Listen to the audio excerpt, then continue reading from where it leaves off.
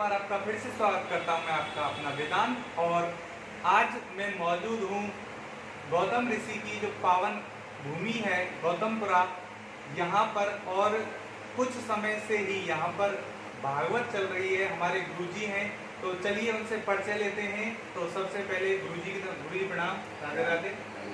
तो गुरुजी सबसे पहले आपका हमारे दर्शकों के लिए परिचय। मेरा नाम कुलदीप शर्मा है और मैं गौतमपुरा में जन्मा हूँ। इन दिनों ठाकुर जी की कृपा से मैं निमाड़ और मालवा के कई क्षेत्रों में भगवान की कथा गाने के लिए जाया करता हूँ। तो गुरुजी सबसे मेरा पहला वो है सवाल आपसे कि आपने आध्यात्म ही क्यों चुना? इसकी शुरुआत कब से हुई, कैसे हुई, कहाँ, कैसे? तो ये जानना चाहता हूँ मैं। देखिए, जहाँ तक विषय इन पूजन पाठ और भगवान की कथाओं को गाने का है जी, ये मेरा पारंपरिक कार्य रहा है।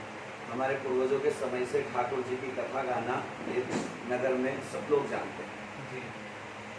2015 26 जनवरी को हमारे पिता कथा करते करते उनका निधन हुआ और उसके उपरांत अपने वंश की परंपरा का निर्वाह करते हुए मैंने इस कर्म को स्वीकार किया। यद्यपि मेरी जो शिक्षा दीक्षा है वो इंदौर के संस्कृत महाविद्यालय से रही है। मैं स्नातकोत्तर का विद्यार्थी रहा हूँ वहाँ से जी। और इसके अलावा भी हमारे पूर्वजों का हमारे घर से जो भी ज्ञान मिला, कथा का, ज्योतिष का, अन्य आध्यात्मिक कर्मों का, वो सब मैंने बड़े प्रेम के साथ ग्रहण किया और आज ठाकुर जी की कृपा से वो सब मैं जन कल्याण के लिए कर रहा हूँ। गुरुजी, मेरा आपसे दूसरा सवाल है कि जो भगवान है वो जानने की चीज है या मानने की? कई बार हमारे मन में ये सवाल आता है कि इन्हें कैसे जाना जाए या कैसे मानते हैं? देखिए, भगवान तो अपने आप में एक अटल सत्य है। अभी कुछ समय पहले आपने देखा होगा कोरोना का एक महाकाल, एक गौरव विनाश काल कहते हैं उसे, हम सब लोगों ने देखा। उस समय में इंदौर में वाहनों का आवागमन बंद कर दिया गया। जी। इंदौर की छतों पर से व्यक्ति देवास के बिजली पैदा करने वाली पवन चक्कियों को देख पाया। जी। कारण समझ में नहीं आ रहा था कि क्या पवन चक्कियां अभी लगी हैं या हम लोग अपनी छतों पर अब चढ़े हैं। जी। तो समझ में आया कि न तो पवन चक्की अभी लगी है, ना हम अपनी छत पर अब चढ़े हैं। हम भी चढ़ते थे, पवन चक्की भी अपनी जगह थी, लेकिन जो दिन रात इंदौर में वाहनों का प्रदूषण था वो प्रदूषण बंद हो गया। तो व्यक्ति बड़ी आसानी से अपनी छतों पर चढ़ करके देवास की पवन चक्कियां देख पाया था। यही एक कारण रहा है। परमेश्वर तो हम सबके बीच में सदैव रहा है और रहेगा जी। लेकिन एक जो माया का प्रदूषण प्रभु और हमारे बीच में पैदा हो गया है, ये जिस भी दिन समाप्त होगा, हमारे ठाकुर जी हमको अपने सामने खड़े हुए दिखेंगे। गुरुजी, मेरा अगला सवाल है कि भक्ति क्या होती है? हम भक्ति के मार्ग पर कैसे चलें? भक्ति का हमारे प्रभु श्री राम ने नवोदा भक्ति के रूप में 9 प्रकार की भक्ति शबरी को बताई है। जी। आप किसी संत का साथ करें, उनकी सेवा करें, उनके कहे वचनों के अनुसार अपना जीवन जिए, ये भक्ति है। प्रथम भक्ति संतन कर संगा, दूसर रति मम कथा प्रसंगा। ठाकुर जी के जितने भी प्रसंग हैं उनको बड़े प्रेम और आनंद के साथ श्रवण करें, जी। ये दूसरी भक्ति है। गुरुपद पंकज सेवा, तीसर भक्ति अमान। हमारे गुरु के चरणों में हमारा निष्काम भाव रहे, प्रेम रहे, ये हमारी तीसरी भक्ति है। चौथी भक्ति मम गुण गण करई कपट तजि गान। भगवान की भक्ति तो गाना है लेकिन कपट के साथ नहीं, निष्कपट होकर के गाएं। जी। मंत्र जाप मम दृढ़ विश्वासा, पंचम भजन सो वेद प्रकाशा। ठाकुर जी का जो भी मंत्र आप अच्छा लगे उसे बड़े प्रेम से गाएं और उस पर विश्वास रखें कि ये मेरे जीवन के दुखों को हरेगा। छठदम सील विरति बहु कर्मा, निरत निरंतर सज्जन धर्मा। अच्छे लोगों के बीच में बैठना भी, उनकी संगत करना भी हमारे प्रभु श्री राम ने भक्ति का एक भाग बताया है। सातव सममोहि मई जग देखा, मोते संत अधिक करि लेखा। हमारे प्रभु श्री राम शबरी को कहते हैं, शबरी मैं और संत अगर दोनों एक साथ खड़े रहें और तुम हमें प्रणाम न भी करो और संत को प्रणाम करो, तो यह भी एक भक्ति का अंग है। आठौ जथा लाभ संतोषा, सपने नहीं देखा ही परदोषा। ये भक्ति मुझे बड़ी आनंदित करती है। आपको जो भी लाभ अपने काम धंधे व्यापार नौकरी पेशे में मिल गया है, उस लाभ के साथ आप संतोष कर जाएं, प्रभु से किसी शिकायत को न करें, उसे ठाकुर जी का प्रसाद मानकर के स्वीकार कर जाएं, आपको आश्चर्य होगा। हमारे प्रभु श्री राम ने इसे भी भगवान की भक्ति बताया है।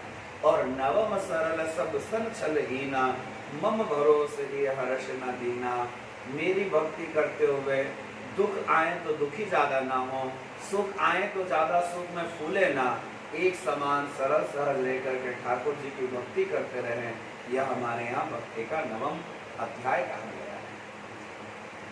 गुरु जी, हमारा आपसे अगला प्रश्न है कि जो आज का समय है बड़ी आधुनिकता में है, तो उसके चलते हुए क्या हम अपना सात्विक जीवन जी पा रहे हैं? इसमें एक बहुत बड़ा दोष ये प्रकट हो चुका है वर्तमान में कि भौतिक सुखों के कारण किसी ऐसे संसाधन को प्राप्त करना जो हमें भौतिक सुख प्रदान करता है, वो बड़ा भवन हो सकता है, आधुनिक गाड़ियां खरीदना हो सकता है, या ऐसा आलीशान जीवन हो सकता है जो सबको देखने पर लगे कि ये बड़ा धनाढ्य व्यक्ति है। इन सब चीजों में हम भगवान के कहे गए वचनों से बहुत दूर हो चुके हैं। अर्थ कमाना गलत नहीं है। इस पूरे भारत की भूमि पर ऐसा कोई विरक्त संत का आश्रम नहीं चल रहा है जो गृहस्थ के पैसों के बिना चल जाए। गृहस्थ वहां पर अपना अंश दान करते हैं, उसी से विरक्त संतों का आश्रम चलता है।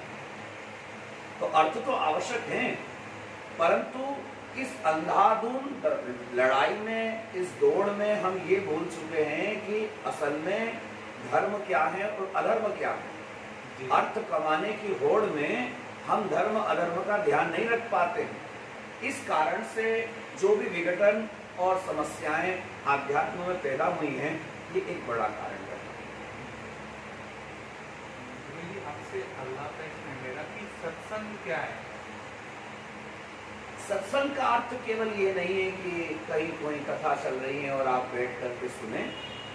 सत्संग हमारी माँ से भी हमें प्राप्त हो सकता है, सत्संग हमारे गली के किसी बुजुर्ग से भी हमको प्राप्त हो सकता है, सत्संग मेरा पुत्र भी मुझे करवा सकता है। सत्संग का सीधा अर्थ ये है कि वो संग जो हमें सत्य की तरफ लेकर के जाएं, जो हमारे आचरण को शुद्ध करें, जो हमारे व्यवहार को शुद्ध करें, ऐसा संग चाहे वो किसी के भी साथ में बैठने का हो, वो सत्संग कहलाता है। गुरु जी, अगला प्रश्न है, मतलब आप हमेशा अपनी कथा में मालवी भाषा का प्रयोग ही क्यों करते हैं? ऐसा क्यों है? देखिए, हमारे यहाँ भागवत कथा में जहाँ महात्मा की चर्चा होती है, वहाँ पर वक्ता कैसा होना चाहिए इसका भी एक बड़े रूप में हमारे संतों ने वर्णन किया है। वक्ता कैसा होना चाहिए? वक्ता के अलग अलग गुणों के साथ में एक गुण ये भी होना चाहिए कि वो हमारे सम्मुख बैठे श्रोता को कथा का ज्ञान उसी रूप में दे पाए जिसमें वे समझ पाए। चूंकि हमारा यह क्षेत्र मालवा का क्षेत्र है और यहाँ मालवी भाषा वाले बोलने वाले अत्यधिक लोग हैं, कथा में भी आप देख रहे हैं वही लोग आते हैं जो वो अपने घर में, अपने परिवार में, अपने दिन रात के लोग व्यवहार में मालवी भाषा का प्रयोग करते हैं। तो अगर मैं कथा के 18,000 श्लोक कहता रहूं और हमारे श्रोता को उसका कोई ज्ञान समझ में न आए, तो मेरा 18,000 श्लोक बोलने का वहाँ कोई अर्थ नहीं निकलता। भले ही मैं दिन भर की कथा में एक प्रसंग कथा का कहूँ और उसे उस भाषा में कहूँ कि मेरे सम्मुख बैठे श्रोता उस ज्ञान को बड़े सहजता से ग्रहण कर सकें, तो वो भाषा मेरे लिए ज्यादा उपयोगी है। गुरु जी, अगला प्रश्न है हमारा कि क्या आध्यात्म से युवाओं का दूर होना जो हमारी भारतीय संस्कृति है उसको खत्म कर देगा? देखिए, विवेकानंद जी जब विश्व में के कई देशों में घूम कर आए, जी और चूंकि वे भारत के तो थे ही, तब उन्होंने सारे विश्व के देशों को घूमने के बाद में एक निष्कर्ष निकाला और कहा कि आध्यात्म भारत की सबसे बड़ी शक्ति है। जिस भी दिन भारत से आध्यात्म धीरे धीरे समाप्त हो जाएगा, हम अपनी इस शक्ति को अगर खो देंगे तो भारत अपनी असली पहचान भी खो देगा। युवा वर्ग का मैं इस आध्यात्म से दूर होना उतना कष्टदायक नहीं मानता, चूंकि वे आज के इस पढ़ाई लिखाई के माहौल में अपने जॉब्स के कारण, अपने काम धंधे व्यापार के कारण, अपनी बड़ी बड़ी नौकरियों के कारण पहले जैसा आध्यात्म में समय नहीं दे पाते हैं। इस सत्य को हमको स्वीकार करना पड़ेगा। लेकिन मेरा देश के सभी युवाओं से निवेदन है, वे जहां भी रहें, जिस भी प्रोफेशनल में रहें, जो भी उनकी नौकरियां रहें, वे अपने हृदय में ठाकुर जी की भक्ति को जागृत रखें। वे जिस भी जगह रहें, भले ही वे कथा मंदिरों में समय न दे पाए, न की बात, पर वे आध्यात्मिक बने रहें। वे अगर कथाओं में न जा सकें तो अपने ऑफिस में, अपने घर में ठाकुर जी का, हमारे हिंदू सनातन धर्म के देवी देवताओं का ऐसा चित्र, ऐसी मूर्ति स्थापित करें जिसका वे रोज दर्शन करें, पूजन करें और अपने समयानुसार ठाकुर जी का दर्शन करके भगवान की कथाओं के लिए भी लाभान्वित हो सके। गुरुजी, मेरा अगला सवाल है आपसे, जो दहेज प्रथा है बेटियों के लिए अभिशाप बनता जा रहा है, इस पर आपकी राय क्या है? देखिए, दहेज प्रथा हमारे आध्यात्म जगत में इसका कोई बड़ा स्थान नहीं है जी। ये एक पिता का भाव रहता है कि वे अपनी बेटी के विवाह के उपरांत उसके प्रेम के कारण उन सारी वस्तुओं को, संसाधनों को दें ताकि अपनी बेटी को किसी प्रकार का कष्ट न हो। और ये कोई जरूरी नहीं होता था।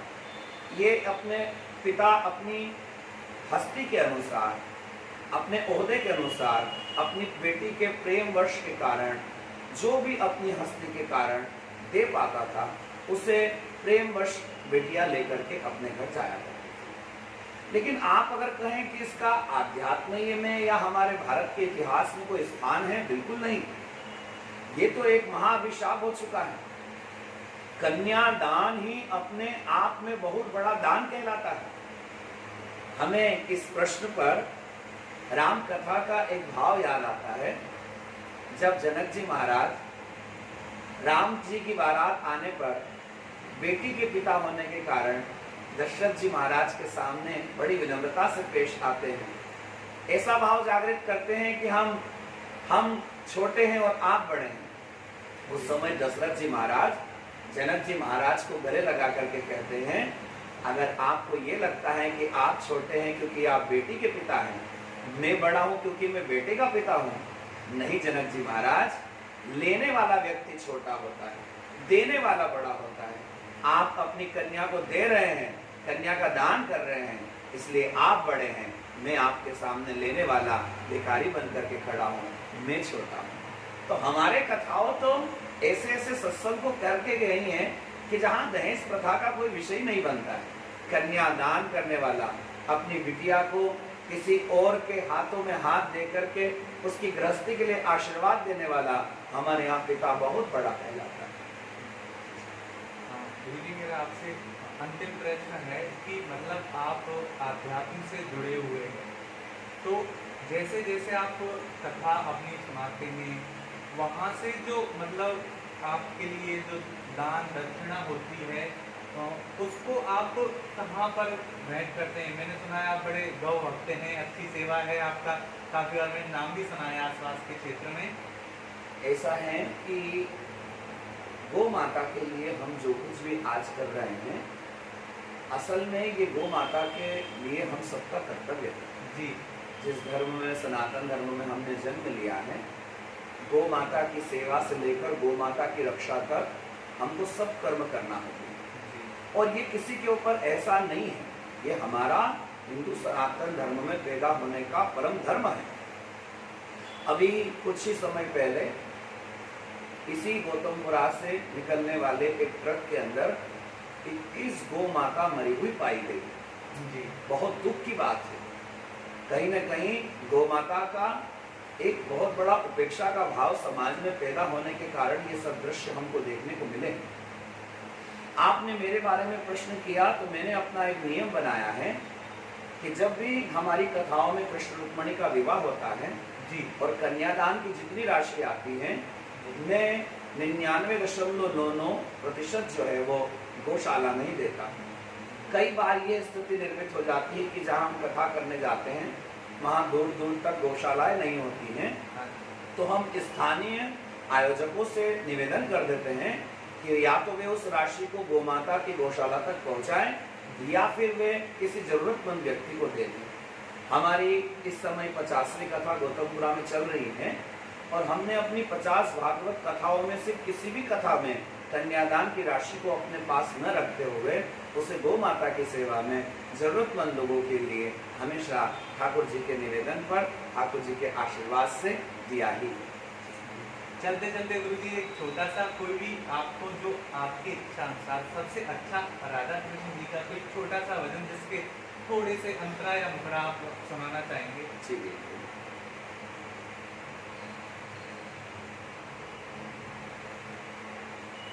सांवरिया ले चल परली पार, सांवरिया ले चल परली पार, जहाँ विराजे राधा रानी, जहाँ विराजे राधा अलबेली सरकार, सांवरिया ले चल परली पार, सांवरिया ले चल परली पार।